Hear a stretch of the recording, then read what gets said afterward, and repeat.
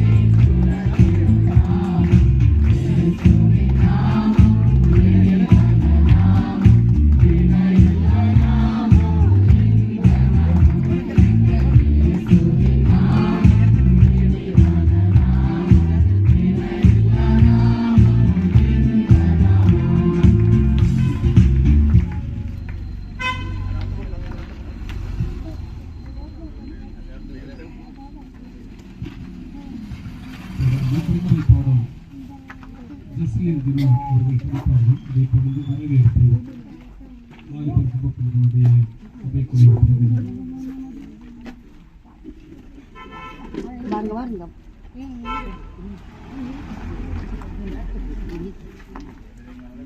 வாசிக்கும்படியாக கொடுக்கப்பட்ட திருமறை பகுதி லூக்கா 1ஆம் அதிகாரம் வசனங்கள் 5 முதல் 14 முடிய. லூக்கா 1ஆம் அதிகாரம் வசனங்கள் 5 முதல் 14 முடிய. யூதேயா தேசத்தின் ராஜாவாகிய ஏரோதின் நாட்களில் அபியா என்னும் ஆசாரிய வகுப்பில் சகரியா என்னும் பெயர் கொண்ட ஆசாரியர் ஒருவன் இருந்தார். அவன் மனைவி ஆரோனுடைய குமாரத்திகளில் ஒருத்தி. அவள் பெயர் எலிசபெத். அவர்கள் இருவரும் கர்த்தரிட்ட சகல கற்பனைகளின்படியும் நியமங்களின்படியும் குற்றமற்றவர்களாய் நடந்து தேவனுக்கு முன்பாக நீதி உள்ளவர்களாய் இருந்தார்கள். எலிசபெத் மலடியாய் இருந்தபடியினால் அவர்களுக்கு பிள்ளை இல்லாதிருந்தது. இருவரும் வயது சென்றவர்களாக இருந்தார்கள். அப்படி இருக்க அவன் தன் ஆசாரிய வகுப்பின் முறைப்படி இடையிலே ஆசாரிய ஊழியம் செய்து வருகிற காலத்தில் ஆசாரிய ஊழிய முறையின்படி அவன் தேவாலயத்துக்குள் பிரவேசித்து தூபம் காட்டுகிறதற்கு சீட்டை பெற்றான். தூபம் காட்டுகிற வேளையிலே ஜனங்கள் எல்லாரும் கூட்டமாய் வெளியே ஜெபம் பண்ணி கொண்டிருந்தார்கள். அப்பொழுது கர்த்தருடைய தூதன் ஒருவன் தூப பீடத்தின் வலது பக்கத்திலே நின்று அவனுக்கு தரிசனமானார். சகரியா அவரை கண்டு கலங்கி பயமடைந்தார். தூதன் அவனை நோக்கி, சகரியாவே, பயப்படாதே, உன் வேண்டுதல் கேட்கப்பட்டது. உன் மனைவியாகிய எலிசபெத் உனக்கு ஒரு குமாரனை பெறுவாள். அவனுக்கு யோவான் என்று பெயரிடுவாயாக. உனக்கு சந்தோஷமும் மகிழ்ச்சியும் உண்டாகும். அவன் பிறப்பின் நிமித்தம் அநேகர் சந்தோஷப்படுவார்கள். வாசிக்கும்படியாக கொடுக்கப்பட்ட திருமறை பகுதி வாசிக்க வேண்டும்.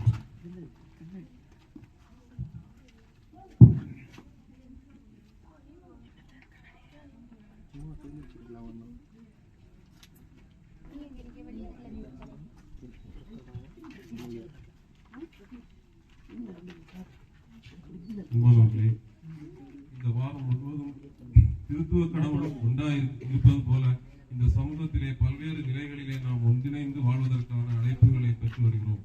இன்று காலை ஆராதனையில் ஆண்டவரை துதிக்கும் ஒரு சமூகமாக நம்மை அடையாளப்படுத்திக் கொள்ள வேண்டும் என்ற அழைப்பினை கேட்ட நாம் இந்த மாலை நேரத்திலே நாம் ஆண்டவரை துதிக்கும் சமூகமாக ஒன்றிணைவதற்கு ஆண்டவர் நமக்கு கொடுத்த பெரிய பாக்கியத்திற்காக ஆண்டவருக்கு நன்றி செலுத்துவோம். இந்த கூடுகையை தலைமையேற்று நடத்தி வருகின்ற நமது ஆயர்களுக்கு நன்றியை தெரிவித்துக் கொள்வோம்.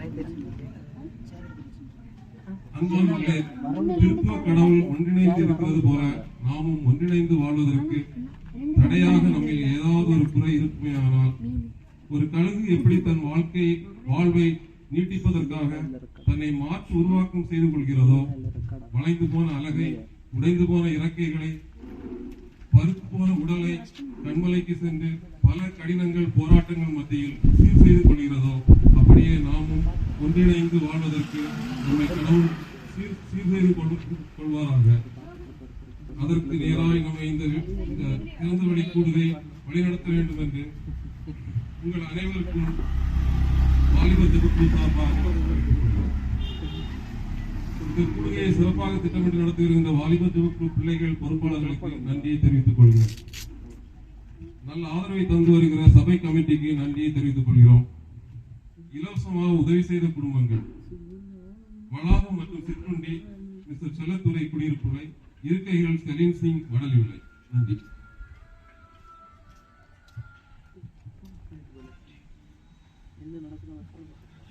தொடர்ந்து ஆண்டவரை நோக்கி ஜெபிக்க இருக்கிறோம். எல்லாரும் கண்களை மூடி நம்முடைய ஆண்டவருடைய திருமுகத்தை நோக்கி பார்ப்போம். இந்த சாயங்கால வேளையில கர்த்தருடைய சமூகத்திலே நாம் இணைந்து வரணும். ஆண்டவரை ஆராதிக்கவும், ஆண்டவரை மகிமைப்படுத்தவும். நம்முடைய ஆண்டவர் நமக்கு கிருபை செய்கிறபடியினாலே எல்லாரும் நன்றியுள்ள இதயத்தோடு ஆண்டவரை ஸ்தோத்திரிப்போம். கர்த்தர் நல்லவர் என்பதை ருசித்து பாருங்கள். அவர்கள் நம்பிக்கையாய் இருக்கிற மனுஷன் பாக்கியவான் என்று சொல்லி பைபிள் சொல்லுகிறது. ஆண்டவரை உங்களுடைய சமூகத்திலே வந்திருக்கிறோம். உங்களுடைய கிருபைக்கு நேராக காத்திருக்க வந்திருக்கிறோம். இந்த இடத்தை நாம் பரிசுத்தப்படுத்தி கர்த்தரை ஆராதிக்கும்படியாக தெரிந்து கொண்டிருக்கிற இந்த வேளையிலே 2-3 நாமத்தினாலே எங்கே கூடியிருக்கிறார்களோ அங்கே வருவேன் என்று சொன்ன ஆண்டவர் நம்முடைய மத்தியிலே பிரசன்னமாயிருக்கிறார். அவருடைய நாமத்தை அறிந்ததா, அவருடைய பிரசனத்தை உணர்ந்தவர்களாய் ஆவியானவரே உம்முடைய பிரசனத்திற்காக ஸ்தோத்திரம், உம்முடைய கிருபைகளுக்காக ஸ்தோத்திரம் என்று சொல்லி ஆண்டவரை நன்றியுள்ள இருதயத்தோடு ஸ்தோத்திரிக்கிறோம். ஆண்டவரை நாம் மகிமைப்படுத்துகிறோம். மகிமை உமக்கென்றோ, மாட்சிமை உமக்கென்றோ, துதியும் புகழும் ஸ்தோத்திரமும் தூயவர் உமக்கென்றோ, துதியும் புகழும் ஸ்தோத்திரமும் தூயவர் உமக்கென்றோ. ஆராதனை எல்லாரும் இணைந்து ஆராதனை ஆராதனை ஆராதனை என் நண்பர் இயேசுவுக்கே. சொல்லுங்க எல்லாரும், என் நண்பர் இயேசுவுக்கே மகிமை உமக்கென்றோ. விலையேற பெற்ற உம் இரத்தத்தால் விடுதலை கொடுத்தீர். விலையேற பெற்ற உம் இரத்தத்தால் விடுதலை கொடுத்தீர். ராஜாக்களாக லேவியராக உமக்கென தெரிந்து கொண்டீர். ராஜாக்களாக லேவியராக உமக்கென தெரிந்து கொண்டீர். ஆராதனை ஆராதனை ஆராதனை சொல்லுவோமா? ஆராதனை எல்லாரும் சேர்ந்து ஆராதனை என் நண்பர் இயேசுவுக்கே, என் நண்பர் இயேசுவுக்கே மகிமை உமக்கென்றோ. அல்லேலூயா. எல்லாரும் நன்றியுள்ள இருதயத்தோடு இந்த சாயங்கால பொழுதிலே ஆண்டவரே உமக்கு ஸ்தோத்திரம் ஐயா. உம்முடைய கிருபைகளுக்காக ஸ்தோத்திரம். இந்த ஜீவனுள்ள ஒரு தேசத்திலே நான் வாழும்படியான கிருபைகளை எனக்கு தந்திருக்கிறபடியினாலே ஸ்தோத்திரம். பலவிதமான பாடுகளும் பலவிதமான உபத்திரவங்களும் பலவிதமான வேதனைகளும் நிறைந்த உலக வாழ்விலே கர்த்தாவே நீர் என்னை நடத்தி வருகிற உம்முடைய நடத்துதல்களுக்காக உமக்கு நன்றி என்று சொல்லுங்கள். இந்த சாயங்கால வேளையிலும் இந்த உலகத்தை திரும்பி பார்ப்போம் என்று சொன்னால் எத்தனையோ மக்கள் வேதனையோடும் கஷ்டத்தோடும் துன்பத்தோடும் பாடுகளோடும் இந்த உலகத்திலே உழன்று கொண்டிருக்கிற வேளையிலே ஆண்டவர் அவருடைய பிள்ளைகளாகிய நாம் அவருடைய சமூகத்திலே அவரை ஆராதிக்கும்படியாக, அவருடைய சமூகத்திலே அவரை மகிமைப்படுத்தும்படியாக, அவருடைய சமூகத்திலே அவரை தொழுது கொள்ளும்படியாக அவர் நமக்கு கிருபை செய்திருக்கிறபடியினாலே நன்றியுள்ள இருதயத்தோடு தேசப்பா உம்முடைய கிருபைகளுக்காக நன்றி ஆண்டவரே, உம்முடைய இரக்கங்களுக்காக நன்றி அப்பா, உம்முடைய தயவுக்காக நன்றி ஆண்டவரே, உம்முடைய காருண்யத்திற்காக நன்றி என்று சொல்லி ஆண்டவருடைய சமூகத்திலே நன்றியுள்ள இருதயத்தோடு ஸ்தோத்திரிப்பார். கர்த்தர் நல்லவர் என்பதை ருசித்து பாருங்கள். அவர் மேல் நம்பிக்கையாய் இருக்கிற மனுஷன் பாக்கியவான் என்று சொல்லி பைபிள் நமக்கு சொல்லுகிறது. ஆண்டவரே நீர் நல்லவர் ஐயா, நீர் போதுமானவர் ஆண்டவரே, நீர் இரக்கமுள்ளவர் ஐயா, நீர் கிருபை உள்ளவர் ஆண்டவரே. உம்மை நோக்கி கூப்பிடுகிறவர்களுக்கு நீர் சமீபமாய் இருக்கிற ஆண்டவர். உம்மை நோக்கி கூப்பிடுகிற பிள்ளைகளுக்கு நீர் இரக்கம் பாராட்டுகிற ஆண்டவர். அந்த இரக்கத்தை அந்த கிருபையை இந்த சாயங்கால வேளையிலே இந்த இடத்திலிருந்து எனக்கு பாராட்டும் ஐயா, எனக்கு தாரும் ஆண்டவரே. உம்முடைய இரக்கத்தை பெற்றுக் கொண்ட ஒரு பிள்ளையாய், உம்முடைய தயவை பெற்றுக் கொண்ட ஒரு பிள்ளையாய் நான் இந்த உலகத்திலே வாழும்படியாய் கர்த்தாவே உம்முடைய இரக்கத்தை எனக்கு தந்து நடத்துமே என்று சொல்லி ஆண்டவருடைய சமூகத்திலே நம்மை ஒப்புக் கொடுத்து ஜெபம் பண்ணுவோம். கர்த்தர் பெரியவர், அவர் பெரியவர். இந்த ராத்திரி வேளையிலே இந்த இடத்திலே நாம் என்ன நிலையிலே வந்திருக்கிறோம் என்பதை ஆண்டவர் நன்றாய் அறிந்திருக்கிறார். நம்முடைய இருதயங்களை ஆராய்ந்து அறிந்திருக்கிற ஆண்டவர் நாம் எந்த சூழ்நிலையில இந்த இடத்திலே இருக்கிறோம் என்பதை ஆண்டவர் செய்கிறபடியினாலே உமக்கு ஸ்தோத்திரம் ஐயா, உமக்கு ஸ்தோத்திரம் ஆண்டவரே, உமக்கு ஸ்தோத்திரம் அப்பா. உம்முடைய கிருபைகளுக்காக உமக்கு நன்றி, உம்முடைய இரக்கங்களுக்காக உமக்கு நன்றி, உம்முடைய தயவுக்காக உமக்கு நன்றி இயேசுப்பா. ஹல்லேலூயா, ஹல்லேலூயா, ஹல்லேலூயா. நன்றியுள்ள இருதயத்தோடு ஸ்தோத்திரிக்கிறோம், நன்றியுள்ள இருதயத்தோடு துதிக்கிறோம், நன்றியுள்ள இருதயத்தோடு வாழ்த்துகிறோம். உம்முடைய கிருபைகளுக்காக உமக்கு நாங்கள் ஸ்தோத்திரங்களை ஏறெடுக்கிறோம் ஐயா. போராட்டம் நிறைந்த உலகத்திலே நாம் வைக்கப்பட்டிருக்கிறோம். கர்த்தருடைய கிருபையின் கரம் நம்மை தாங்கிக் கொண்டிருக்கிறது. ஆண்டவருடைய சமூகத்திலே அப்பா உம்முடைய தயவை தொடர்ந்து எனக்கு தந்து நடத்தும். நான் நிற்பதும் நிர்மூலமாகாதிருப்பதும் உம்முடைய கிருபை அப்பா. உம்முடைய இரக்கங்களுக்கு முடிவில்லை என்பதை நான் அறிந்திருக்கிறேன் சுவாமி.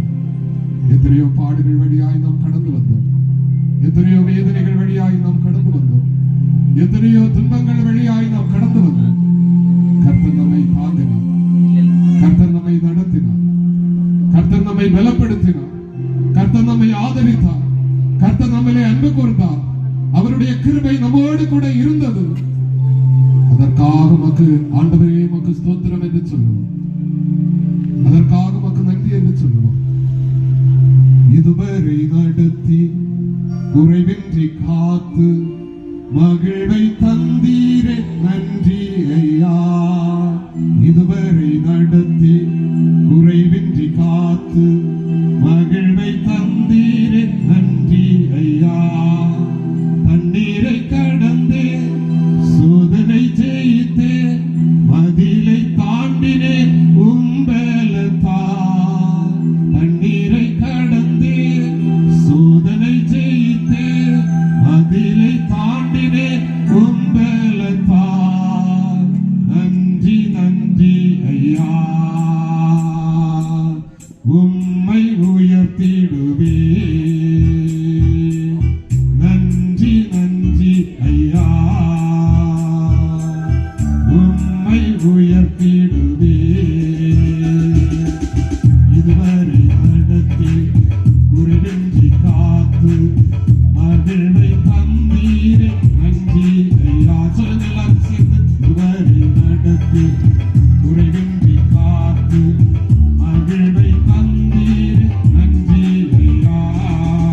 தண்ணீரை கடந்து சோதனை ஜெயித்து மதிலை தாண்டினே உம்பலத்தா. தண்ணீரை கடந்து சோதனை ஜெயித்து மதிலை தாண்டினே உம்பலத்தா. நன்றி நன்றி ஐயா. சொல்லுங்க உம்மை உயர்த்திடுவே. நன்றி நன்றி ஐயா, உம்மை உயர்த்திடுவே.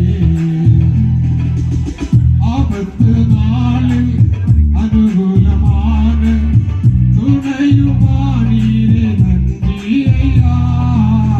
ஆபத்து நாளில் அனுகூலமான துணையுமானீரே நன்றி ஐயா. நன்றி நன்றி ஐயா. சேர்ந்து உம்மை உயர்த்திடுவே.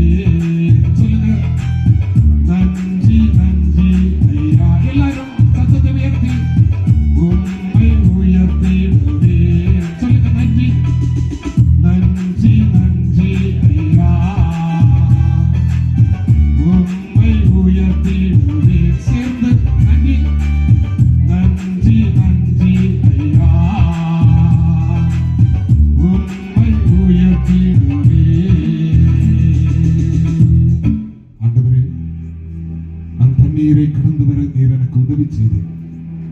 தண்ணீர் போன்ற அனுபவங்கள் நம்முடைய வாழ்க்கையில எதிரிட்டு வந்த சூழ்நிலைகள், பெருவெள்ளம் போன்ற அனுபவங்கள் நம்முடைய வாழ்க்கையில எதிரிட்டு வந்த சூழ்நிலைகள், கடல் கொந்தளித்து வருகிறது போன்ற பெரும் அலையான அனுபவங்கள் நம்முடைய வாழ்க்கையில எதிரிட்டு வந்த சூழ்நிலைகள், நாம் நினைத்திராத வேளையிலே, நாம் ஆலோசித்திராத நேரத்திலே, எல்லாம் அமைதியாயிருந்த வேளையிலே, எல்லாம் சந்தோஷத்தோடு சென்று கொண்டிருந்த வேளையிலே, நம்முடைய வாழ்க்கையிலே எதிர்பாராது வந்த கடுமையான சூழ்நிலைகள்.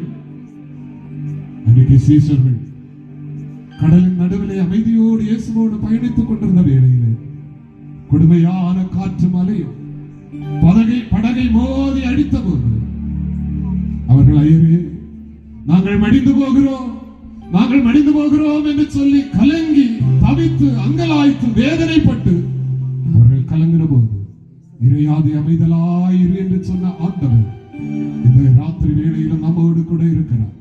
கலக்கத்தின் நடுவிலே நம்மை அவர் அமைதிப்படுத்துகிற ஆண்டவர், சமாதானமற்ற சூழ்நிலையிலே நமக்கு சமாதானம் தருகிற ஆண்டவர், நிம்மதியற்ற சூழ்நிலையிலே நமக்கு நிம்மதி தருகிற ஆண்டவர் அவர்.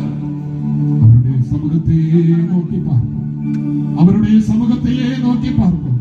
அது கிருபையுள்ள சமூகம், அது இரக்கமுள்ள சமூகம். அந்த சமூகத்தையே நாம் நோக்கி பார்த்து ஜெபம் பண்ணுவோம். தண்ணீர்களை கிடக்கும் போது அவர் நம்மோடு கூட இருக்கிறவர். அக்கனி போன்ற சோதனைகள், எதிர்பாராத துன்பங்கள், எதிர்பாராத நெருக்கடிகள், எதிர்பாராத இழப்புகள், எதிர்பாராத பலவீனங்கள், வியாதி கண்டிகள் நம்மை சூழ்ந்து கொண்ட போதும் பயப்படாதே, நான் உன்னோடு கூட இருக்கிறேன் என்று சொல்லி நடத்தினார். அந்த ஆண்டவரை நோக்கி பார்த்தவருக்கு நன்றி செலுத்துவோம். அந்த ஆண்டவரை நோக்கி பார்த்து அவருக்கு நன்றி செலுத்துவோம். அவரை போல இந்த உலகத்திலே யாரும் இல்லை, அவரை போல இந்த உலகத்திலே எதுவும் இல்லை. நாம் சொந்தம் என்று சொல்லிக் கொள்ள அவரை போல ஒரு ஆண்டவர் இந்த உலகத்தில் வேறு யாரும் இல்லை. நம்முடைய சொந்தங்களும் பந்தங்களும் எல்லாம் கைவிட்டாலும் நம்மை கைவிடாத ஆண்டவர். அவரையே நோக்கி பார்ப்போம், அவரையே நோக்கி பார்ப்போம். உலகம் நம்மை கைவிட்டாலும், மனிதர் நம்மை கைவிட்டாலும், உலகத்தில் உள்ள எல்லாம் நம்மை கைவிட்டாலும் நம்மை கைவிடாத ஆண்டவர். சொந்தம் என்று சொல்லிக்கொள்ள உம்மை விட யாரும் இல்லை, சொத்து என்று அள்ளிக்கொள்ள உம்மை விட ஏதும் இல்லை, சொந்தம் என்று சொல்லிக்கொள்ள உம்மை விட யாரும் இல்லை, சொத்து என்று அள்ளிக்கொள்ள உம்மை விட ஏதும் இல்லை. இயேசுவே இயேசுவே எல்லாம் இயேசுவே. சொல்லுங்க எல்லாரும், இயேசுவே இயேசுவே எனக்கெல்லாம் இயேசுவே இயேசுவே இயேசுவே எல்லாம் இயேசுவே இயேசுவே இயேசுவே எல்லாம் இயேசுவே. நல்ல ஆண்டவரே, இந்த நல்ல வேளைக்காக நன்றியோடு நாங்கள் துதிக்கிறோம். இந்த பரிசுத்த இந்த இடத்தை உமக்காக நாங்கள் பரிசுத்தப்படுத்தி உம்மை ஆராதிக்க நீர் சுத்தம் கண்டபடியினாலே உமக்கு நன்றி செலுத்துகிறோம். ஆண்டவரே, இதற்கு காரணமாயிருக்கிற எங்கள் திருச்சபையின் வாலிப ஐக்கிய குழுவுக்காக உமக்கு நாங்கள் நன்றி செலுத்துகிறோம். ஆண்டவரே, உம்முடைய பிள்ளைகள் மிகுந்த பிரயத்தனத்தோடு இந்த கூடுகையை சிறப்பாய் ஆயத்தம் பண்ண கர்த்தர் கிருபை செய்து இந்த நாளிலும் உம்முடைய பிரசனம் உம்முடைய கிருபையை இந்த இடத்திலே ஆண்டவர் வெளிப்படுத்தி எங்களை நீர் ஆசீர்வதிக்கிறபடியினாலே நன்றியுள்ள இருதயத்தோடு நாங்கள் துதிக்கிறோம். இந்த இடத்திலே வருகை தந்திருக்கிற நம்முடைய பிள்ளைகளை ஆண்டவர் ஆசீர்வதிப்பீராக. ஆண்டவரே, நீர் மலையின் மேலே ஏறி உட்கார்ந்த போது ஆண்டவரே உம்மை தேடி அநேகர் வந்தார்கள். இயேசுவா, உம்மை தேடி வந்தவர்கள் நீர் கைவிடவே இல்லை. அவருடைய சரீர ஆத்மீக பசிகளை ஆண்டவரே நீர் அடக்கி அவர்களை திருப்திப்படுத்தி அனுப்புனது போல ஆண்டவரே இந்த இடத்திலே வாஞ்சியோடு வந்திருக்கிற உம்முடைய பிள்ளைகள் ஒவ்வொருவரையும் ஆண்டவர் திருப்தியோடு அனுப்பு. உம்முடைய வார்த்தையை அனுப்பி கர்த்தர் சுகப்படுத்தும், உம்முடைய வார்த்தையை அனுப்பி கர்த்தர் பலப்படுத்தும், உம்முடைய வார்த்தையை அனுப்பி கர்த்தர் தைரியப்படுத்தும், உம்முடைய வார்த்தையை அனுப்பி கர்த்தர் உம்முடைய பிள்ளைகளை திடப்படுத்தும்படியாக ஜெபிக்கிறோம். உம்மை கொண்ட விசுவாசத்திலே உறுதிப்பட்டவர்களா, உம்மை கொண்ட நம்பிக்கையிலே உறுதிப்பட்டவர்களா, உம்மை கொண்ட தாகத்திலே உம்முடைய பிள்ளைகள் ஆண்டவரை தாகம் தீர்க்கப்பட்டவர்களா இடமிட்டு செல்ல கர்த்தர் கிருபை தார். பலவீனத்தோடு இருக்கிற பிள்ளைகளுக்கு ஆண்டவர் பலன் தார். சமாதானம் இல்லாமல் இருக்கிற பிள்ளைகளுக்கு ஆண்டவர் சமாதானம் தார். வாழ்க்கை தேவைகளோடு இருக்கிற பிள்ளைகளுடைய வாழ்க்கை தேவைகளை ஆண்டவர் சந்திக்கும்படியாய் ஜெபிக்கிறோம். குறைவுகளோடு இருக்கிற பிள்ளைகளுடைய குறைவுகளை ஆண்டவர் நிறைவாக்கி ஆசீர்வதிப்பீராகப்பா.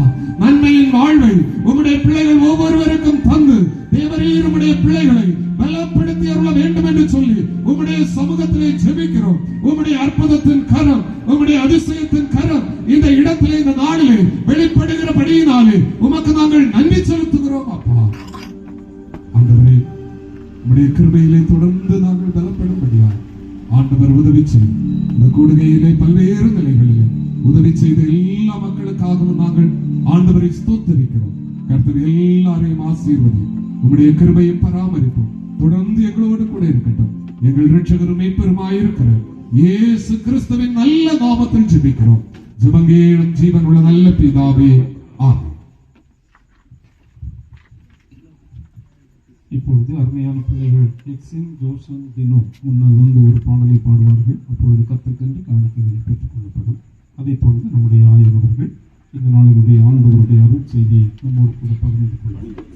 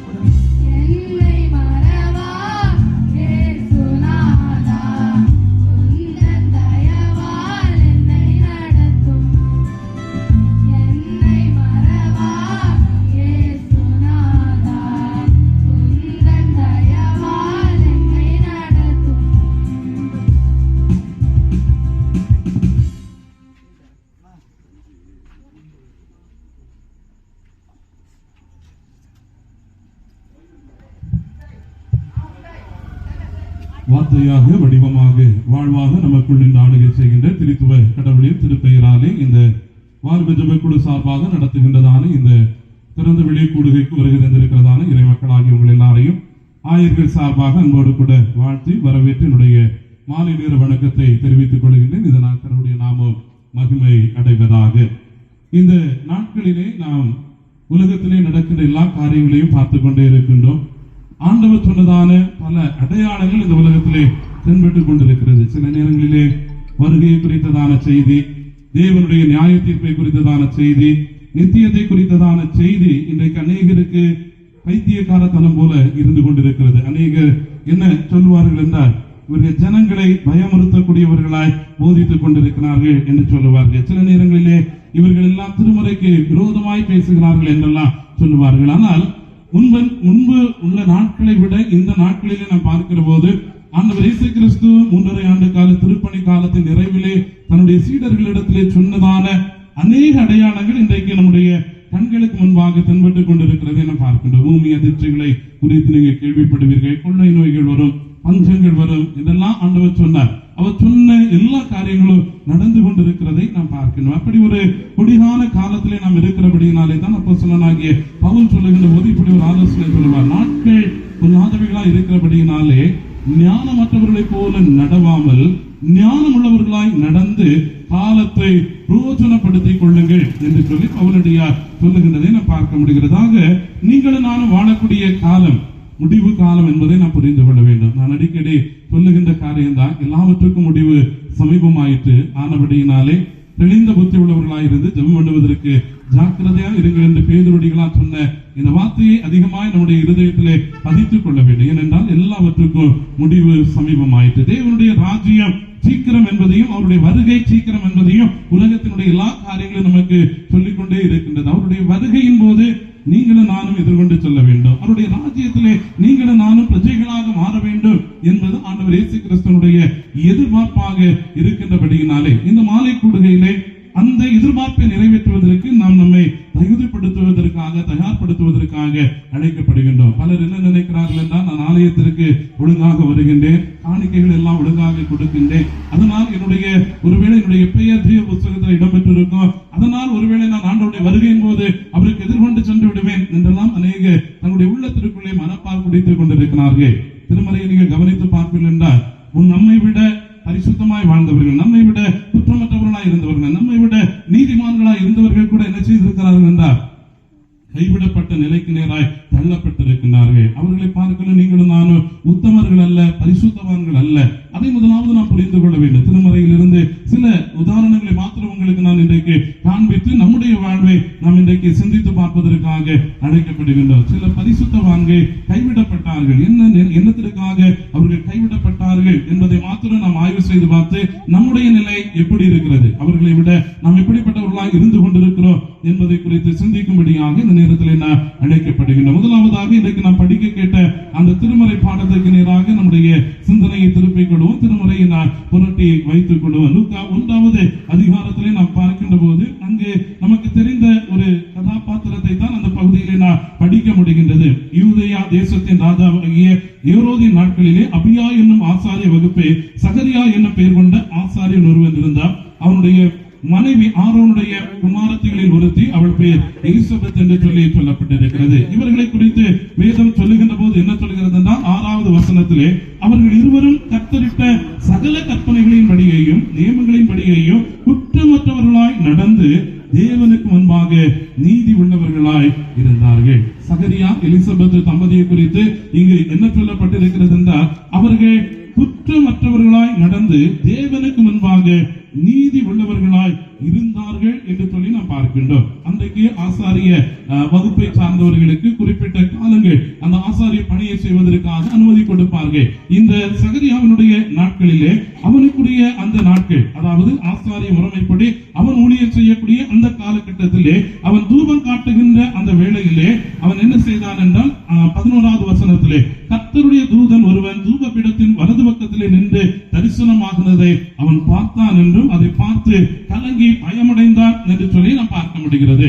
அவனுடைய வரிசையின்படி, அதாவது ஆசாரிய முறைமையின்படி ஒவ்வொருவருக்கும் ஒவ்வொரு குறிப்பிட்ட காலங்களிலே அந்த ஆசாரிய பணியை செய்வதற்கான வாய்ப்புகள் கொடுக்கப்படுகின்ற அந்த சூழ்நிலையிலே அவனுக்கான வாய்ப்பு கொடுக்கப்பட்ட அந்த நாளிலே அவன் பலிபீடத்திலே சென்று பலி செலுத்துவதற்காக ஆயத்தப்பட்ட போது அங்கு ஒரு தேவதூதனை அவன் கண்டான் என்றும் கண்டு பயமடைந்தான் என்றும் அந்த சூழ்நிலையிலே அந்த தேவதூதன் அவனை பார்த்து பயப்படாதே, உன் வேண்டுதல் கேட்கப்பட்டது, உன் மனைவியாக எலிசபெத் உனக்கு ஒரு குமாரனை பெறுவாள், அவனுக்கு யோவான் என்று பெயரிடுவாயாக என்று சொல்லி தேவதூதன் அந்த செய்தியை இந்த சகரியாவினிடத்திலே சொல்லுகின்றதை நாம் பார்க்க முடிகிறது. சகரியாவினிடத்திலே சொன்ன போது சகரியா என்ன சொல்லுகிறார் என்றால் 18வது வசனத்தை நாம் பார்க்கிற போது தேவதூதனை நோக்கி, இதை நான் எதினால் அறிவேன், நான் கிழவனாய் இருக்கிறேன், என் மனைவியும் வயது சென்றவளாய் இருக்கிறாளே என்று சொல்லி அவன் தேவதூதனுக்கு மறு உத்தரவு சொல்லுகின்றதை நான் பார்க்க முடிகிறது. தேவதூதன் அவனுக்கு பிரதியுத்தரமாக 19வது வசனத்திலே, நான் தேவ சன்னிதானத்தில் இருக்கிற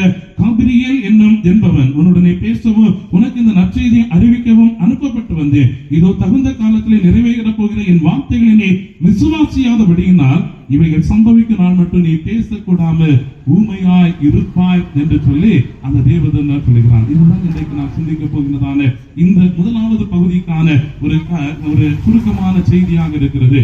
தேவதூதன் இந்த சகரியாவை சந்திக்கின்றார். சகரியாவுக்கு ஆண்டவருடைய வாக்குத்தத்தத்தை இந்த தேவதூதன் அறிவிக்கின்றார். உன்னுடைய மனைவி ஒரு குழந்தையை பெறுவாள் என்று சொல்லி இந்த சகரியா அதை விசுவாசியாதவனாக, நான் கிழவனாய் இருக்கிறேனே, என் மனைவி வயது சென்றவளாய் இருக்கிறானே என்று சொல்லி ஆண்டவருடைய அந்த வாக்குத்தத்தத்தை விசுவாசியாமல் தன்னுடைய அவிசுவாசமான வார்த்தையை அவன் வெளிப்படுத்தின போது அங்கு தேவனுடைய கோபம் அவன் மீது வந்தது என்று சொல்லி நாம் பார்க்கிறோம். அங்கு என்ன சொல்லப்படுகிறது என்றால், நீ இதை விசுவாசியாமல் போனபடியினாலே இவைகள் சம்பவிக்கும் நாள் மட்டும் நீ பேசக்கூடாமல் ஊமையாய் இருப்பாய். யாருக்கு இந்த தண்டனை வருகிறது என்றால், ஆண்டவருடைய ஆசாரிய ஊழியத்தை செய்யக்கூடிய ஆசாரியனுக்கு இந்த தண்டனை வருகிறது. ஆசாரியனுடைய உதடு அறிவை போதிக்கும் என்று வேதம் சொல்லுகிறது. எங்களை போன்ற போதகர்களுக்கெல்லாம் இந்த வாய் தான் இன்றைக்கு மிக முக்கியமான ஒரு காரியமாக இருந்து கொண்டிருக்கிறது. பிரசங்கம் செய்ய வேண்டும், உங்களுக்காக ஜெபிக்க வேண்டும் என்றால் வாயும் பேச்சாற்றலும் அவசியமான ஒன்று. இங்கு இந்த சகரியாவுக்கும் வாயும் பேச்சாற்றலும் அவசியமான ஒன்று. ஆனால் இப்பொழுது அவனுடைய நாட்கள், அவனுடைய ஆசாரிய முறைமையின்படி பலி செலுத்த வேண்டிய அவனுடைய காலகட்டத்திலே தேவனுடைய கோபம் வருகிறது. அவன் புறக்கணிக்கப்படுகின்றான். நீ ஊமையாய் இருப்பாய். அவனுடைய ஒரு வருட காலம் அந்த ஆசாரிய பணியை செய்ய முடியாதபடிக்கு ஆண்டவர் அவனை அப்புறப்படுத்துகின்றதை நாம் பார்க்கிறோம், புறக்கணிக்கிறதை நாம் பார்க்கிறோம், ஓரம் கட்டுகின்றதை நாம் பார்க்கிறோம்.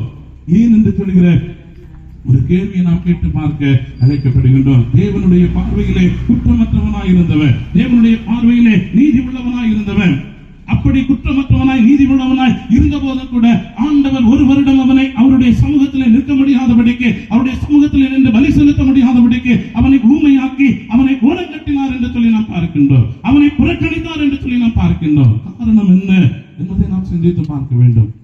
மிக சிறப்பாய் வாழ்ந்த ஒரு மனிதன், அவனுடைய வாழ்வை குறித்து நாம் பார்க்கிற போது, அவனுடைய ஊழியத்தை குறித்து நாம் பார்க்கிற போது, அவனுடைய குடும்ப வாழ்வை குறித்து நாம் பார்க்கிற போது அவ்வளவு சிறப்பாய் வாழ்ந்த ஒரு மனிதன் என்று சொல்லி நாம் பார்க்க முடிகிறது. நாம் படிக்கின்ற போது எல்லா ஜனங்களும், இஸ்ரவேலில் இருக்கிற எல்லா ஜனங்களுக்கும் நன்றாக தெரியும். அவர்கள் முற்காலங்களில் நடந்த காரியங்கள் எல்லாம் அறிந்தவர்கள். இந்த ஜனங்கள் மத்தியிலே இந்த சகரியாவுக்கு என்று சொல்லி ஒரு தனிப்பெயர் இருந்ததை நாம் அறிய முடிகிறது. ஒரு தனி மரியாதை மதிப்பு இருந்ததை நாம் அறிய முடிகிறது.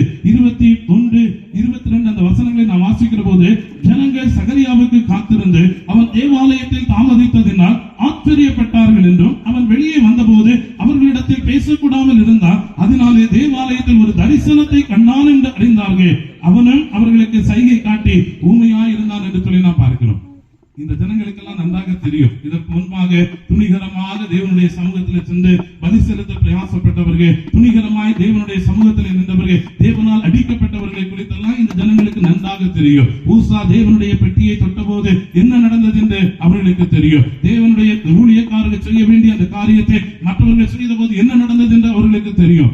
ஆக பலிபீடத்தில் நிற்கின்ற போது, பரிசுத்தம் இல்லாதபடி நிற்கின்ற போது தேவனுடைய அடி உண்டு என்பதை நன்றாக அறிந்த ஜனங்கள் இப்பொழுது இந்த சகரியா பேச முடியாத ஊமையாய் வெளியே வருகின்ற போது அவர்கள் என்ன செய்தார்கள் என்றால், இவன் ஏதோ ஒரு தவறு செய்ததனால் தேவன் இவனை ஊமையாக்கினார் என்று எண்ணவில்லை. இவன் ஏதோ ஒரு பாவம் செய்தபடியினாலே தேவன் இவனை புறக்கணித்தார் என்று எண்ணவில்லை. ஜனங்கள் எல்லாரும் ஆச்சரியப்பட்டார்கள். ஏன் இவன் தாமதித்தான்? இவன் ஒருவேளை தரிசனத்தை கண்டிருப்பான் என்று சொல்லி மக்கள் மத்தியில் அவனுக்கு ஒரு நன்மதிப்பு இருக்கின்றதை நாம் பார்க்க முடிகிறது. ஒருவேளை வேற யாராக இருந்திருப்பார்கள் என்றால், அவன் பேச முடியாத ஊமையாக ஏதோ ஒரு காரியம் சம்பவித்து வெளியே வந்திருந்தார். ஜனங்கள் எல்லாரும் என்ன ஏதோ பாவம் செய்திருக்கிறார், ஏதோ அசுத்தமாய் ஆண்டவருடைய சமூகத்தில் போய் நின்று இருக்கிறார், அதனால் தேவன் அவனை அடித்தார் என்று சொல்லி இருப்பார்கள். ஆனால் இங்கு இந்த சகரியாவை பாருங்க, அந்த மக்கள் எல்லாரும் ஒரு நன்மதிப்போடு கூட வைத்திருக்கிறார்கள். அவன் ஒருவேளை தரிசனத்தை கண்டிருப்பான், அங்கு ஏதோ நடந்திருக்கிறது. அவன் தவறு இழைத்தவனாக மக்கள் அவனை புரியாதபடிக்கு அவர்கள் ஆச்சரியப்படுகிறார்கள். அவன் தாமதித்ததை குறித்து ஆச்சரியப்படுகிறார்கள். அவர்களிடத்திலே பேசாமல் இருந்ததை குறித்து அவர்கள் என்ன நினைக்கிறார்கள் என்றால், அவனோட தரிசனத்தை கண்டான் என்று தான் நினைக்கிறார்களே தவிர, தவறழைத்து ஊமையாக்கப்பட்டான் என்றோ கடவுளால் அடிக்கப்பட்டான் என்றோ இந்த ஜனங்கள் அறியாதபடிக்கு அவன் ஒரு தரிசனத்தை கண்டான் என்று சொல்லி அவனை குறித்து ஒரு நன்மதிப்பு வைத்திருக்கிறார்கள். அந்த அளவுக்கு அவன் ஒரு சிறந்த வாழ்வு வாழ்ந்தவனாக இந்த சமூகத்திலே காணப்பட்டிருக்கின்றான். அவனுடைய நாட்களிலே பாலிகாமி, அதாவது பல திருமணங்களை செய்வது அங்கீகரிக்கப்பட்ட ஒன்றாக இருந்தது.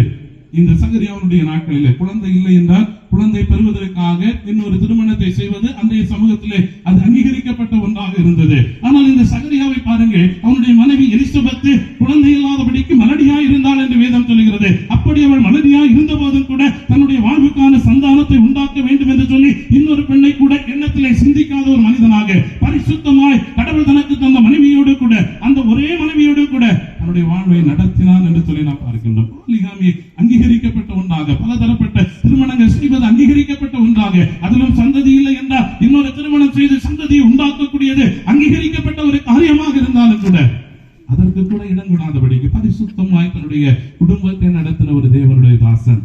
பாருங்கள், ஊழியத்திலே மிக சிறப்பாக இருக்கின்றார், மக்களிடத்திலே நல்ல மதிப்பை பெற்றிருக்கின்றார். இந்த குடும்ப வாழ்க்கையை குறித்து நாம் பார்க்கிற போது அங்கு சிறப்பாக அவன் வாழ்ந்தான் என்று சொல்லி அவனுடைய குடும்ப வாழ்வு கூட ஒரு பெர்ஃபெக்ட் எக்ஸாம்பிளாக இருக்கிறது என்று சொல்லுகிறதை நாம் பார்க்க முடிகிறது. ஆனால் இப்படிப்பட்ட ஒரு சிறப்பான மனிதன் தேவனுடைய பார்வையிலே ஒரு வருடத்திற்கு புறக்கணிக்கப்பட்டான் என்று சொல்லி நாம் பார்க்கின்றோம். இவ்வளவு சிறப்பு வாய்ந்த ஒரு மனிதன், நீதி உள்ளவன், குற்றமற்றவன், மக்களிடத்திலே நன்மதிப்பை பெற்றவன், குடும்ப வாழ்விலே பரிசுத்தமாய் வாழ்ந்தவன், ஊழியத்திலே குறைவின்றி செயல்பட்டவன், ஆண்டவரால் புறக்கணிக்கப்பட்டான். ஒரு வருடம் அவன் பேச முடியாதபடி, வரி செலுத்த முடியாதபடி, ஆலயத்துக்குள்ளே நுழைய முடியாதபடிக்கு ஆண்டவரால் ஒதுக்கி வைக்கப்பட்டான் என்று சொல்லி நாம் பார்க்கின்றோம். காரணம் என்ன தெரியுமா? ஒரே ஒரு காரணம் தான், ஒரே ஒரு காரியம் தான். அவன் ஜெபித்த ஜெபத்தை அவனாலே நம்ப முடியவில்லை. அவன் ஜெபித்த ஜெபத்தை அவனாலே நம்ப முடியவில்லை. ஆண்டவருடைய தூதன் வந்து சொல்லுகின்றார், எத்தனையோ வருடமாய் நீ குழந்தை இல்லாமல் ஜெபித்திருப்பான் ஆண்டவருடைய சமூகத்திலே, தன்னுடைய வாழ்க்கையிலே தன்னுடைய சந்ததி உண்டாக வேண்டும் என்று சொல்லி முறையிட்டிருப்பான் ஆண்டவரிடத்திலே. இப்பொழுது ஆண்டவர் வந்து அவனிடத்திலே சொல்லுகிறார், நீ பல ஆண்டுகளாய் ஜெபித்திருக்கிறாய், பல ஆண்டுகளாய் நீ முயற்சி செய்திருக்கிறாய், பல ஆண்டுகளாய் என்னிடத்திலே நீ முறையிட்டு இருக்கிறாய். ஆண்டவர் சொல்லுகின்றார், உனக்கு நான் ஒரு குமாரனை தரப்போகிறேன். நீ இத்தனை வருடமாய் ஜெபித்தாய் அல்லவா, இத்தனை வருடமாய் நீ முறையாட்டாய் அல்லவா, இத்தனை வருடமாய் நீ கண்ணீரோடு வந்து என்னுடைய சமூகத்திலே நின்றாய் அல்லவா, இத்தனை வருடமாய் நீ அவமானத்தோடு நிந்தையோடு கூட வாழ்ந்து கொண்டிருந்த சூழ்நிலையிலே என்னுடைய சமூகத்திலே நின்று இந்த உன்னதமான பணியை உற்சாகமாய் நீ செய்தாய் அல்லவா, உனக்கு நான் ஒரு சந்ததியை தருகிறேன், உனக்கு ஒரு குமாரனை தருகிறேன் என்று சொல்லி அந்த வாக்கு கொடுத்த போது அவனுடைய அந்த அவிசுவாசத்தை பாருங்க. இது எப்படி நடக்கும்? நான் கிழவனாய் இருக்கிறேனே, என் மனைவி வயது சென்றவனாய் இருக்கிறாளே, இத்தனை வருடமாய் ஜெபித்தாயே, உன் ஜெபத்துக்கு ஆண்டவர் பதிலை தருகிறவராய் வெளிப்பட்ட போது அவிசுவாசத்தை வெளிப்படுத்தினபடியினாலே ஆண்டவர் என்ன செய்தார்? ஒரு வருடத்திற்கு அவனை புறக்கணித்தார் என்று சொல்லி நான் அவன் யார் தெரியுமா? ஆசாரியன். இஸ்ரவேலினுடைய ஆசாரியர்கள் இஸ்ரவேலின் ஜனங்களை எப்படி ஆசீர்வதிப்பார்கள் தெரியுமா? முற்பிதாக்களை சொல்லி அவர்கள் ஆசீர்வதிப்பது உண்டு. ஆபிரகாமின் தேவன், யாக்கோபின் தேவன், ஈசாக்கின் தேவன் உன்னை ஆசீர்வதிப்பார் என்று சொல்லி முற்பிதாக்களுடைய பெயர்களை சொல்லி இந்த ஜனங்களை அவர்கள் ஆசீர்வதிப்பது வழக்கம். அவன் ஒவ்வொரு வாரமும் ஒவ்வொரு விஷயம் ஆலயத்தில் சென்று பலி செலுத்திவிட்டு ஜனங்களை இந்த வார்த்தைகளை சொல்லி ஆசீர்வதிக்கக்கூடியவர். ஆபிரகாமின் தேவன், யாக்கோபின் தேவன், ஈசாக்கின் தேவன். அவர் யார்? ஆபிரகாமின் விலை போல சந்ததி இல்லாமல் இருந்த போது எத்தனை வருடம் கழித்த பிற்பாடு கிழமையா இருந்த நேரத்தில் ஒரு குழந்தையை பெற்றெடுக்க முடியாது என்று சொல்லுகிற நேரத்தில் சாராளுக்கு குழந்தையை கொடுத்த தேவன் ஆபிரகாமினுடைய தேவன் அவர்தான். இவன் அந்த தேவனை சொல்லி ஜனங்களை ஆசீர்வதிக்கிறார். ஆனால் அந்த தேவன் அவனுக்கு ஒரு வாக்குத்தத்தத்தை கொடுத்த போது, அவன் ஜெபித்த ஜெபத்திற்கான பதிலை கொடுத்த போது அதை ஏற்றுக்கொள்ள முடியாதவனாய், நம்ப முடியாதவனாய் நின்ற போது ஆண்டவர் அவனை புறக்கணித்தார். யாக்கோபுடைய வாழ்க்கையிலும் அப்படித்தான், ஈசாக்கினுடைய வாழ்க்கையிலும் அப்படித்தான். பிந்தித்தான் ஆண்டவர் அவனுக்கு குழந்தைகளை கொடுத்தார் என்று சொல்லி நாம் பார்க்கின்றோம். இந்த 30 நாட்களின் தேவனை சொல்லி ஜனங்களை ஆசீர்வதிக்கிற உன்னாலே அந்த தேவனை நம்ப முடியாமல் போனபடியினாலே அவனை ஊரம் கட்டினார். ஒரு வருடம் அவர் ஊமையாய் இருந்தான் என்று சொல்லி நாம் பார்க்கிறோம். ஒரு வருடம் தேவனுடைய சமூகத்தில் நின்று அவனால் பலி செலுத்த முடியாதபடிக்கு ஆண்டவர் அவனை ஊரம் கட்டினார் என்று சொல்லி நாம் பார்க்கின்றோம். அன்பானவர்களே, கொஞ்சம் யோசித்து பாருங்கள். நாம் ஜெபிக்கின்ற ஜெபங்கள் மீது நமக்கு இன்றைக்கு விசுவாசம் இருக்கிறதா? நாம் ஜெபிக்கின்ற ஜெபத்தின் மீது இன்றைக்கு நமக்கு விசுவாசம் இருக்கிறதா? இந்த சகரியா எல்லா நிலையிலும் பெர்ஃபெக்டா தான் இருந்தான், எல்லா நிலையிலும் சிறப்பாக தான் இருந்தான். ஊழியத்துல சிறப்பு, மக்களிடத்துல சிறப்பு, குடும்ப வாழ்க்கையில சிறப்பு. ஆனா அவன் ஜெபித்த ஜெபத்தை அவனால நம்ப முடியும். நம்மிலும் இன்றைக்கு அநேக பேர் அப்படித்தான் இருந்து கொண்டிருக்கிறோம். பல நேரங்களிலே நாம் ஜெபிக்கிற ஜெபங்களிலே நமக்கு நம்பிக்கை கிடையாது. நம்பிக்கை இருக்குதா? நம்பிக்கை இருக்குதா? பல நேரங்கள்ல நம்ம ஜெபிப்போம் இல்லையா? ஆண்டவரே நீர் வரணும், எங்களோட வாசம் பண்ணணும், எங்களோட தங்கி இருக்கணும். அவர் வந்தா வரமாட்டாருன்னு ஒரு நம்பிக்கை. அதனால நீர் வரணும், எங்களோட தங்கி இருக்கணும், எங்களை நடத்தணும் இல்லையா? வந்தா இப்ப இருக்கிறது மாதிரி வாழ முடியுமா? இப்ப இருக்கிறது மாதிரி சண்டை போட முடியுமா? அவர் நம்ம கூட வாசம் பண்ணுனா சிலர் இன்னும் கொஞ்சம் அதிகமா ஜெபிப்பாங்க இல்லையா? ஆண்டவரே எழுப்புதல் உண்டாக்கணும், வாலிபர்களை எழுப்பணும், ஊழியத்துக்கு ஆட்களை எழுப்பணும். நம்ம வீட்டுக்குள்ள இருக்கிற பிள்ளை ஊழியத்துக்கு போறேன்னு சொன்னா விடுவோமா? ஐயோ வந்திருக்கு பாச மாதிரியே போட்டு படுத்தாத பாடுபடுத்துறாரு, நம்ம பிள்ளைய ஊழியத்துக்கு விட்டா இல்லையா? இல்லையா? பல நேரங்களில் ஊழியர்களை எழுப்புவோம் சொல்லி ஜெபம் பண்ணுவோம், மிஷனரிகளை எழுப்பும் சொல்லி ஜெபம் பண்ணுவோம், எழுப்புதல் உண்டாக்கும் சொல்லி ஜெபம் பண்ணுவோம். ஆனா நம்ம வீட்டுக்குள்ள அந்த எழுப்புதலோ, நம்ம வீட்டுக்குள்ள இருக்கிற பிள்ளையோ அந்த ஊழியத்துக்கு வாரேன்னு சொன்னா இல்ல மக்களே, ஆண்டவர் ஒண்ணு அழைக்கல, அவர் வேற ஆட இல்லையா? எங்களை மாதிரி அதாவது இழுச்சவாங்க இருப்பாங்க, அவங்களதான் மக்களை கூப்பிட்டுருக்காரு. ஒன்னு இன்ஜினியர் இல்லையா, ஒன்னு டாக்டராக அழைத்திருக்கிறாரு இல்லையா? பல நேரங்கள்ல நம்ம ஜெபிக்கக்கூடிய ஜெபங்களுக்கு நம்மளாலேயும் நம்ப முடியாதபடிக்கு இல்லையா? பல நேரங்கள்ல நம்முடைய ஜெபங்கள் இப்படி இருந்து கொண்டிருக்கிறது. இந்த சகரியா எல்லா காரியத்திலும் ரொம்ப பெர்ஃபெக்டா இருந்தான். ஊழியத்துல சரி, குடும்ப வாழ்வுல சரி, சமூகத்துல சரி ரொம்ப சிறப்பா இருந்தான். ஒரே ஒரு காரியம், அவன் எத்தனையோ வருஷமா ஜெபம் பண்ணிட்டு இருந்தான், ஆண்டவரே குழந்தையை தாருன்னு. எத்தனையோ வருஷமா அந்த முற்பிதாக்களின் பேரை சொல்லி ஜனங்கள் ஆசீர்வதித்துட்டு இருந்தான். எல்லாம் கடமைக்காக செஞ்சது போல அந்த முற்பிதாக்களின் தேவன் என்னை ஆசீர்வதிப்பார், நான் ஜெபித்த ஜெபத்திற்கு ஆண்டவர் காலம் சென்றாலும் காலம் தாமதித்தாலும் பதிலை தருவார் என்று சொல்லுகிற நம்பிக்கை இல்லாதவனாக, அந்த பதில் அவனுக்கு நேராக வந்த போது கூட அதை ஏற்றுக்கொள்ள முடியாதவனாக அவன் இருந்த போது ஆண்டவர் அவனை புறக்கணித்தார், ஆண்டவர் அவனை ஓரங்கட்டினார் என்று சொல்லி நான் பார்க்கின்றோம். குற்றமற்றவன், நீதி உள்ளவன், சமூகத்திலே நன்மதிப்பை பெற்றவன், குடும்பத்திலே சிறப்பாய் வாழ்ந்தவன், பரிசுத்தமான ஜீவியத்தை நடத்தினவன், அவனே புறக்கணிக்கப்பட்டான் என்றால், அவனே புறக்கணிக்கப்பட்டான் என்றால் நீங்களும் நானும் ஏமாத்தினோம், நீங்களும் நானும் ஏமாத்தினோம். இந்த கேள்வியை நமக்குள்ளாய் கேட்டு பார்க்க இழக்கப்படுகிறது. அவற்றுக்கு முடிவு சமீபமாயிற்று. ஆண்டவருடைய வருகை சீக்கிரம், ஆண்டவருடைய நியாய தீர்ப்பு நம்முடைய அருகே வந்து நிற்கிறது. அவருடைய வருகை சீக்கிரம். அவருடைய வருகைக்கு எதிர்கொண்டு செல்வதற்கு நாம் தகுதியாக இருக்கிறோம். அவருடைய ராஜ்யத்திலே பிரவேசிப்பதற்கு நீங்களும் நானும் தகுதியாக இருக்கிறோமா? ஒரு விஷயம் நமக்குள்ளாக கேள்வியை கேட்டு பார்ப்போம்.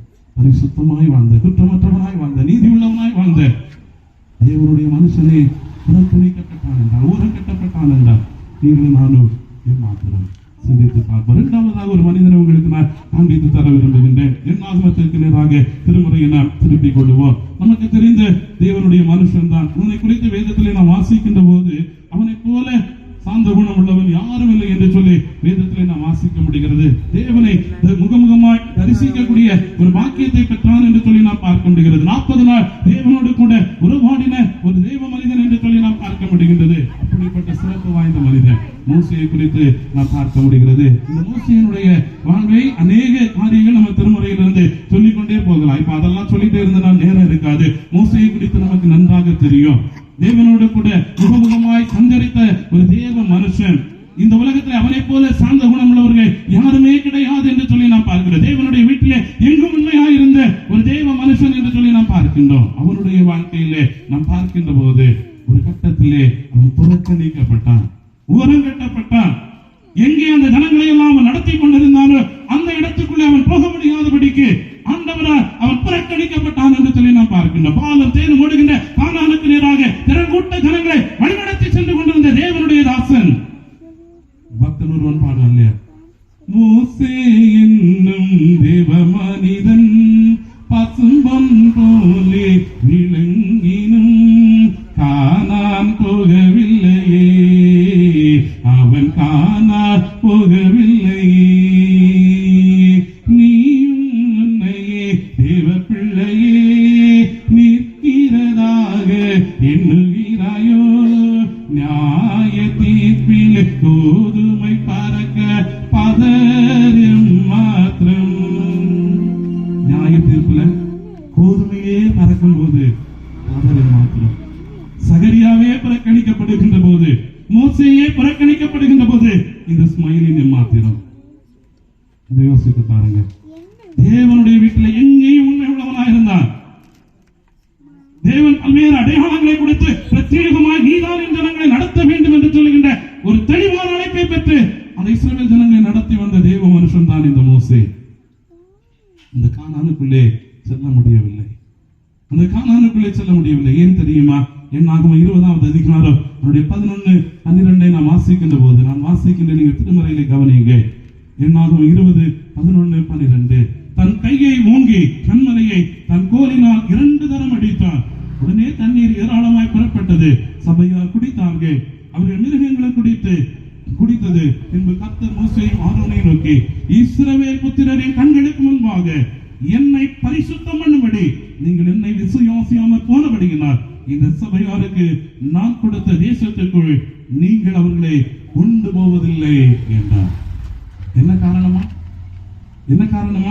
அவர் சொல்லுகிறார் பாருங்க, இஸ்ரவேல் புத்திரரின் கண்களுக்கு முன்பாக என்னை பரிசுத்தம் பண்ணும்படி நீங்கள் என்னை விசுவாசியாமல் போனபடியினால் இந்த சபையாருக்கு நான் கொடுத்த தேசத்துக்குள் நீங்கள் அவர்களை கொண்டு போவதில்லை. அந்த ஜனங்கள் போவார்கள், நீங்கள் அந்த தேசத்துக்குள்ளே போவது கிடையாது. காரணம் என்னவென்றால், இஸ்ரவேல் புத்திரருக்கு முன்பாக கண்களுக்கு முன்பாக என்னை பரிசுத்தம் பண்ணுவதற்கான ஒரு வாய்ப்பை உங்களுக்கு நான் தந்தேன். ஆனால் நீங்கள் அதை பரிசுத்த சீர்குலைச்சலாக்கினீர்கள்.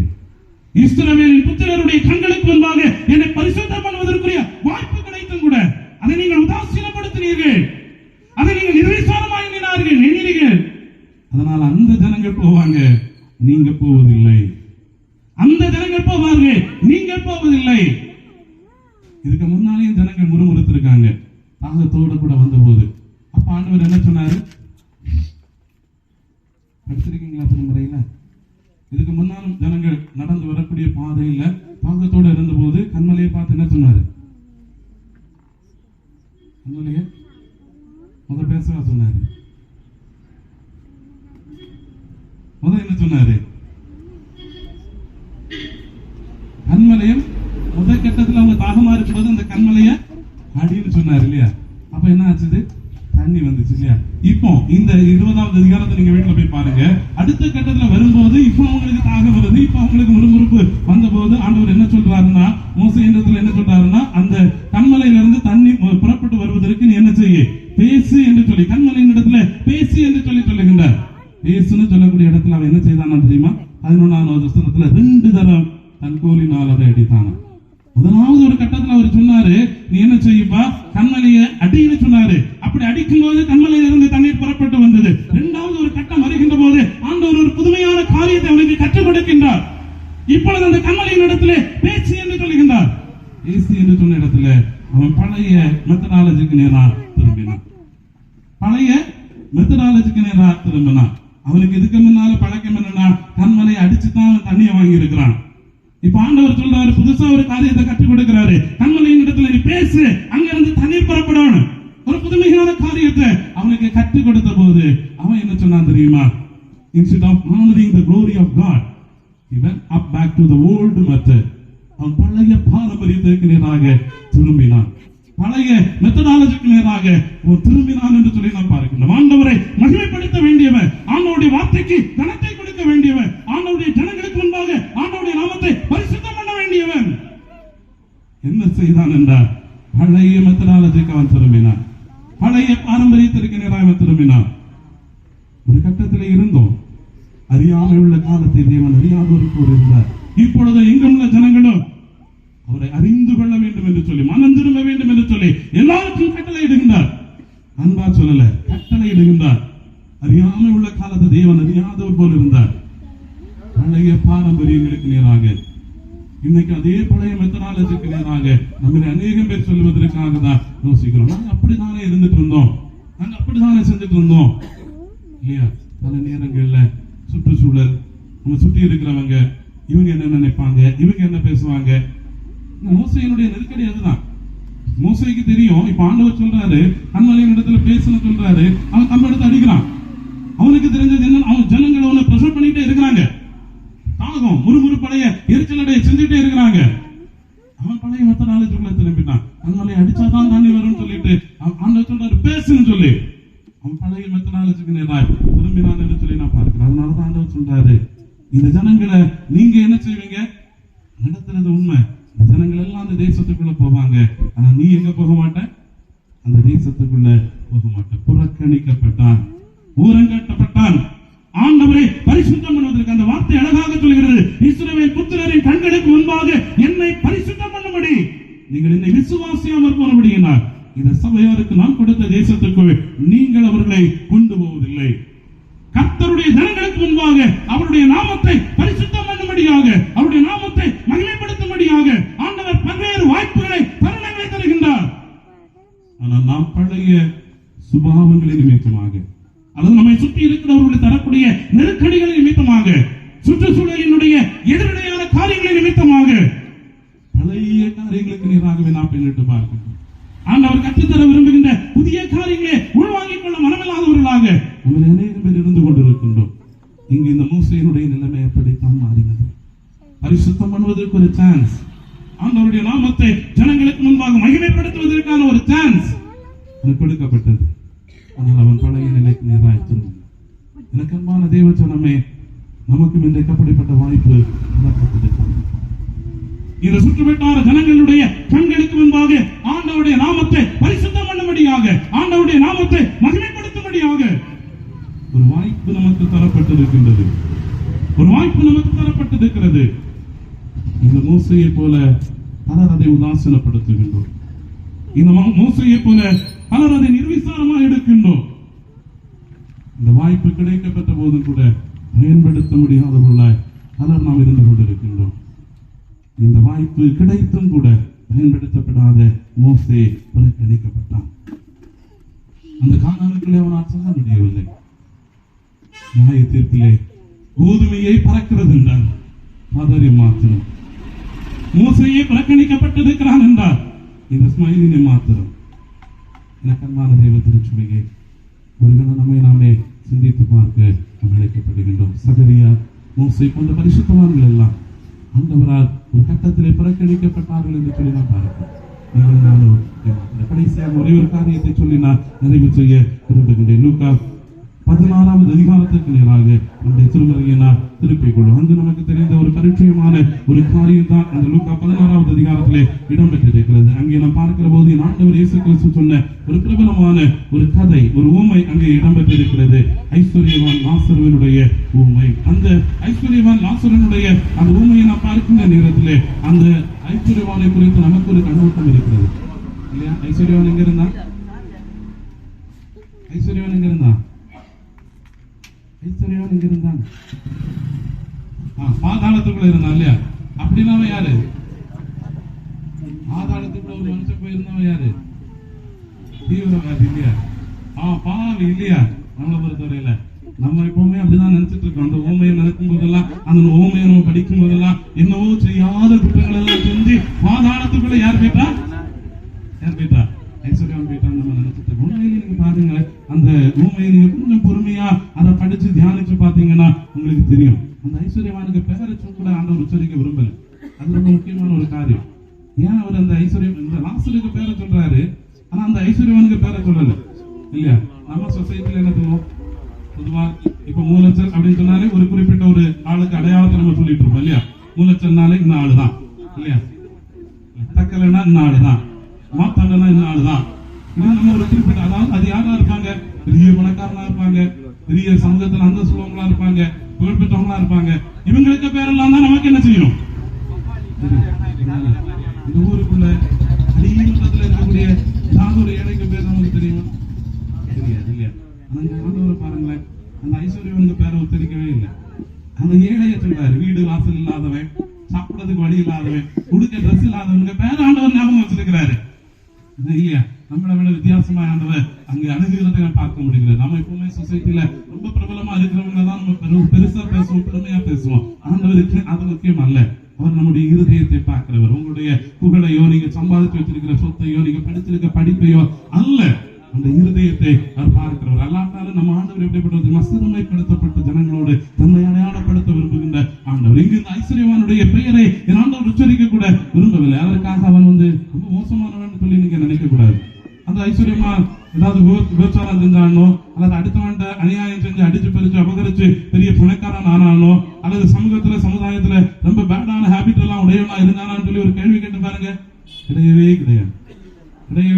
அவன் எவ்வளவு பெர்ஃபெக்டான மனுஷங்கிறதுக்கு ஒரே ஒரு உதாரணத்தை நான் உங்களுக்கு சொல்றேன் பாருங்களேன். 24வது வசனத்துக்கு நேராக நாம் திருப்பிக் கொள்கிற போது பாருங்களேன், பாதாளத்துக்குள்ள அவன் இருக்கிறான். பாதாளத்துக்குள்ள இருந்து அவன் எப்படி ஜெபம் பண்றான் பாருங்களேன். அப்பொழுது அவன் தகப்பனாகிய ஆபிரகாமே, எப்படி தகப்பனாகிய ஆபிரகாமே சொல்லி அவன் ஜெபம் பண்றான். அதுக்கு 25வது வசனத்துல என்ன ரிப்ளை வருது? மகனே. இல்லையா? பாருங்க, தகப்பனாகிய ஆபிரகாமே சொல்லி கூப்பிடுங்க. அதுக்கு என்ன ரிப்ளை வருது? மகனேன்னு சொல்லக்கூடிய ஒரு ரிப்ளை வருது. நம்மளும் எத்தனை நேரம் ஆண்டவரே தகப்பனே அப்படின்லாம் கூப்பிட்டுருக்க, நமக்கு ரிப்ளை வந்திருக்கா?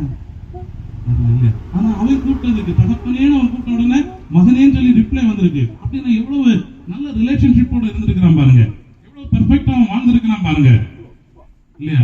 அந்த சகைவுக்கு ஆண்டவர் என்ன சொல்லுவாரு? இவனும் ஆபிரகாமின் குமாரனா இருக்கிறான். அது ஒரு விலையேற பெற்ற ஒரு நல்ல அந்த ஆபிரகாமுக்கு குமாரன், ஆபிரகாமுக்கு மக்கள் அப்படின்னு சொல்லக்கூடிய ஒரு பெருமைக்குரிய ஒரு காரியமாகும். அப்ப ஆபிரகாமுடைய குமாரனா தான் யார் இருந்திருக்கார்?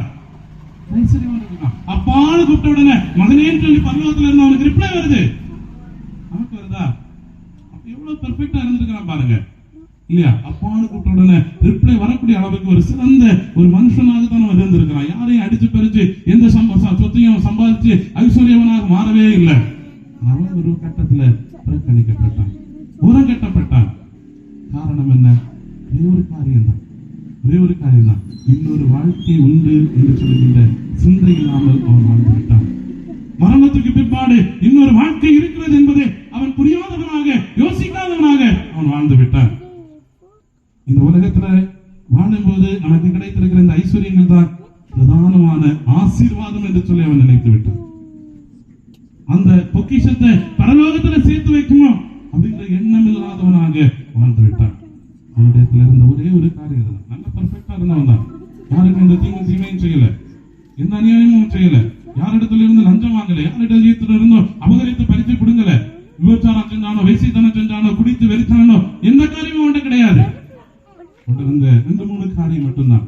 ஒண்ணு, இதுக்கு அடுத்தது நித்தியத்தை குறித்ததான ஒரு சிந்தை இல்லாதவனாக வாழ்ந்து விட்டான்.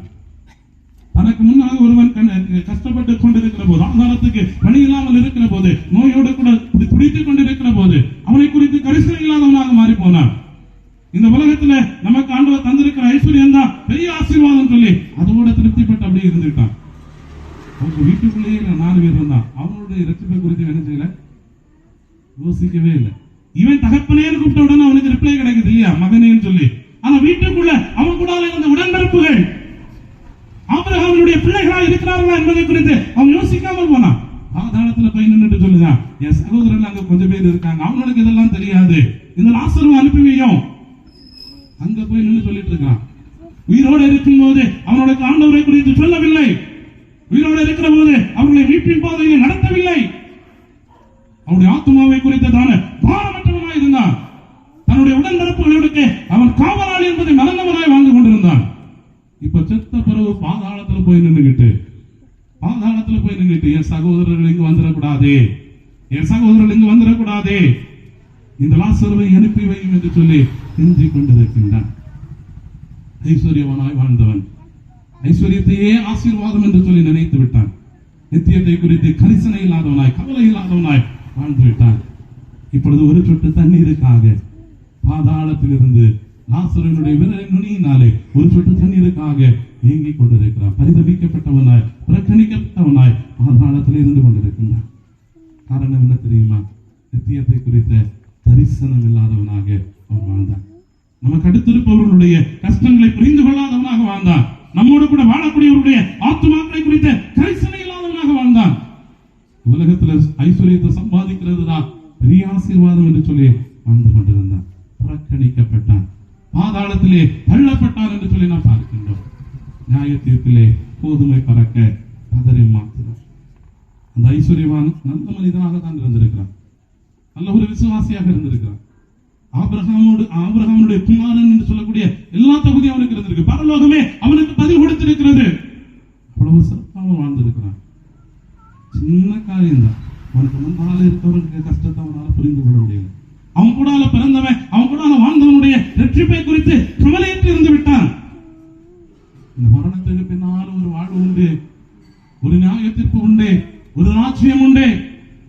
இதை குறித்து கரிசனை இல்லாதவனாக ஒரு காரியம் அவனை பாதாளத்துக்கு நேராய் அவனை தள்ளினது என்று சொல்லி நான் பார்க்கிறேன். எனக்கு தேவனுடைய திருச்சபையே, இந்த மாதிரி நேரத்திலே இயற்கையான இந்த சூழ்நிலையிலே அவனுடைய சமூகத்திலே அவனை தொழுது விழும்படியாக வந்திருக்கிற நீங்களும் நானும் எப்படிப்பட்டவர்களாக நான் சிந்தித்து பார்ப்போம். நீதிமானாய் குற்றமற்றவனாய் சிறந்த குடும்ப வாழ்ந்த சகரியாவை ஊரம் கட்டப்பட்டிருக்கிறார்.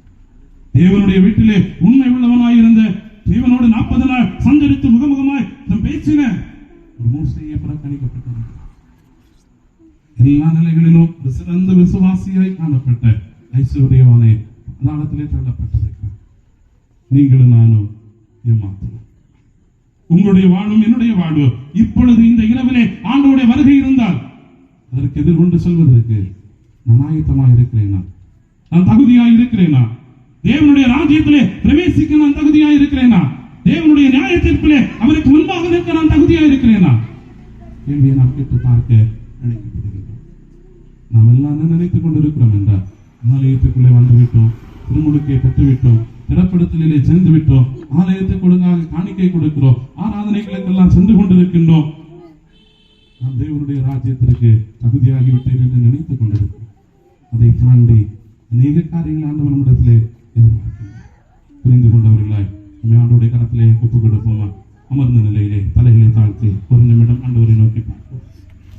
அன்பான திருச்சபையே, பல நேரங்களிலே எப்படியும் நான் பரலோகம் சென்று விடுவேன் என்று சொல்லி மனப்பால் பிடித்துக் கொண்டிருக்கிறேன். நீங்களும் நானும் நினைக்கிறது போல தேவனுடைய ராஜ்யத்திலே பிரவேசிப்பது என்பது எளிதான காரியம் அல்ல.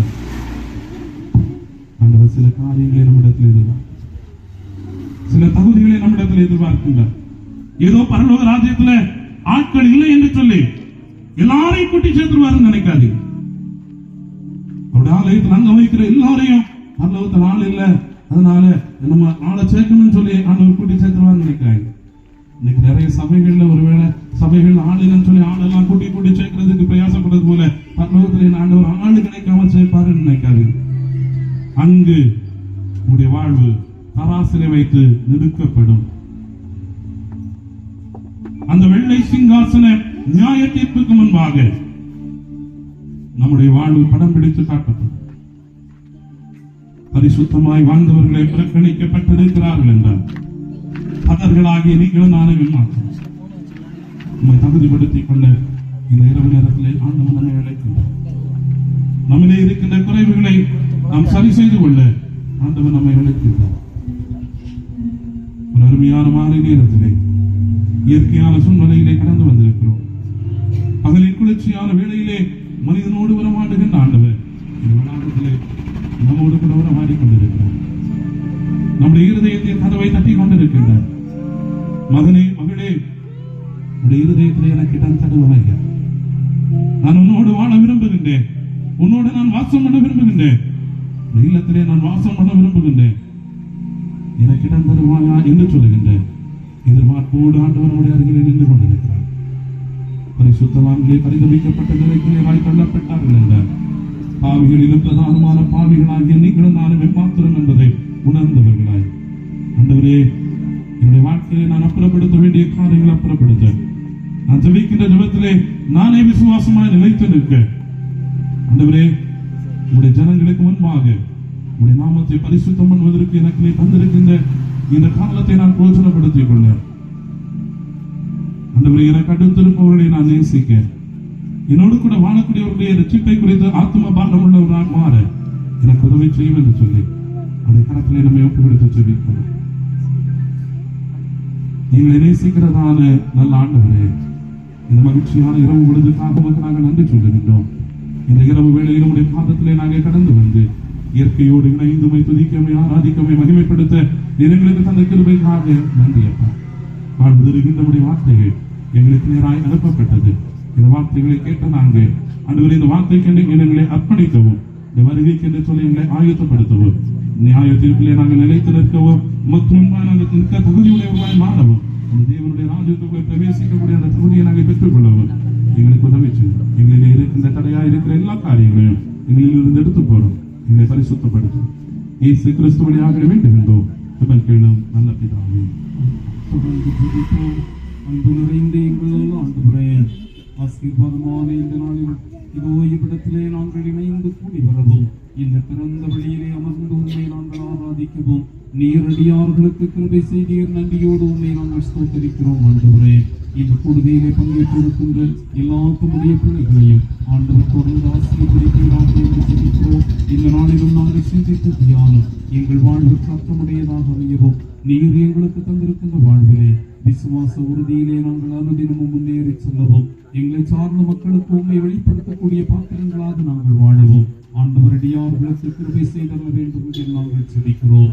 இந்த கூடுகையை மிகச் சிறப்பாக ஒழுங்கு செய்திருக்கின்ற திருச்சபையின் வாலிபர் ஜெபக்குழு அங்கத்தினர்களுக்காய் அதன் அருமையான பொறுப்பாளர்களுக்காய் நன்றி நிறைந்த இருதயத்தோடு தம்மை நாங்கள் துதிக்கிறோம். ஆண்டவரே, இந்த கூடுகையை உள்ளதாக்குவதற்கு பல்வேறு நிலைகளிலே உதவி செய்திருக்கின்ற அருமையான மக்களுக்காய் குடும்பங்களுக்காய் நன்றியோடு உண்மை நாங்கள் துதிக்கிறோம்.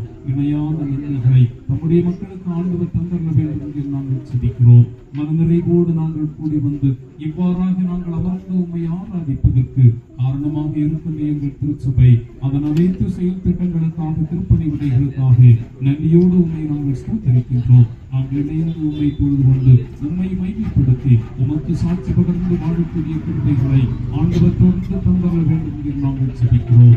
நல்ல தெய்வமே, இப்போது எங்கள் காலத்திலிருந்து நாங்கள் எங்களுக்கு எதிராய் புறப்பட்டு செல்ல விளைகிறோம். இரவு எங்களுக்கு ஆசீர்வாதமாக அமையட்டும். நாங்கள் மகிழ்வோடு இரவில் இல்லங்களில் சென்று இவரவில் நல்ல நித்திரையை பெற்று காலை மகிழ்வுடன் தம்மை துதிக்கும் துதியோடு எங்கள் படுக்கையிட்டு எழும்பி நாளை நாளை பரிசுத்தத்தோடு உங்களுடைய ஆலய பிரகாரத்திலே கடந்து வந்து ஆராதிக்க ஆண்டவரே நீர் கிருபை செய்தள்ள வேண்டும் என்று நாங்கள் செபிக்கிறோம். அடியார்களை சமாதானத்தோடு வழி நடத்தும் எல்லா நன்மைகளினாலும் குறித்தவர்களும் ஆண்டவர் மீட்பருமாகிய இயேசு கிறிஸ்துவின் பரிசுத்தமான நாமத்தில் மிகுந்த தாழ்மையோடு வேண்டுகிறோம். ஜெபம் கேளும் எங்கள் ஜீவனுள்ள நல்ல பிதாவே, ஆமென். பரமண்டலங்களில் இருக்கிற எங்கள் பிதாவே, உம்முடைய நாமம் பரிசுத்தப்படுவதாக, உம்முடைய ராஜ்யம் வருவதாக, உம்முடைய சித்தம் பரமண்டலத்திலே செய்யப்படுவது போல பூமியிலே செய்யப்படுவதாக. எங்களுக்கு வேண்டிய ஆகாரத்தை எங்களுக்கு தாரும். எங்கள் கடனாளிகளுக்கு நாங்கள் மன்னிப்பது போல எங்கள் கடன்களை எங்களுக்கு மன்னியும். எங்களை சோதனைக்குள் பிரவேசிக்க பண்ணாமல் தீமை நின்று ரட்சித்துக் கொள்ளும். ராஜ்யமும் வல்லமையும் மகிமையும் என்னைக்கும் நீங்களே. ஆமென். ஜெய கிறிஸ்து முன் செல்கிறார், ஜெயமாக நடத்திடுவார். ஜெய கிறிஸ்து முன் செல்கிறார், ஜெயமாக நடத்திடுவார். ஜெய கீதங்கள் நாம் பாடிய ஜெய கொடியும் ஏற்றிடுவோம். ஜெயம் அல்லேலூயா அவர் நாமத்துக்கே, ஜெயம் அல்லேலூயா அவர் நாமத்துக்கே. நமது ஆண்டவர் இரட்சகருமாகிய இயேசு கிறிஸ்துவினுடைய கிருபையும் பிதாவாகிய கடவுளுடைய அன்பும் அனைத்து ஆற்றல் வழங்குகிற தூய ஆவியருக்கும் உறவும் நம் அனைவரோடும் இன்றும் என்றும் சதா காலங்களிலும் தங்கியிருப்பதாக.